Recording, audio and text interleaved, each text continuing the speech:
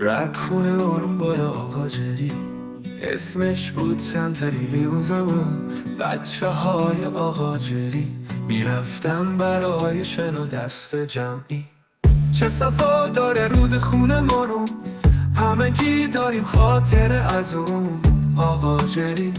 دست گل خاور میانه و پیک اسم اونو فقط میدونه آقا جری.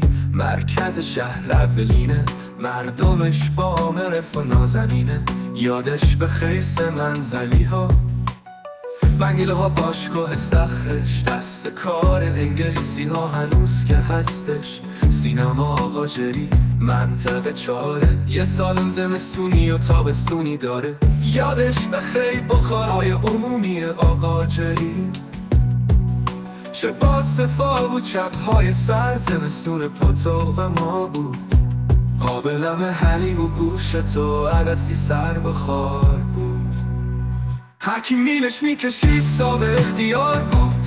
میدونه گلفا آقا جری زیبایی داره توی خوزستان سه شهر. از این میدون ها داره آبادان آقا جری. مسجد و سلیمان سه تا شهر نفتی در کشور ایران. نمره خوبه داره بچه های با مرام، همه چون آب تو لال و سنگ تمامه. کوره گچ پذیروست ولی تانکی سیاه بود واقعا زمستوناش. چه با صفا بود شهر بانی آقا جری سمت بازار بود. 100 قدم اون ورترش بازار صفا بود. کوه تانکی نمادی از خاطره های یادش بخیر. لوله های شرکت نفت خاطر سرسرای بب بختیاری و پهلوان بود.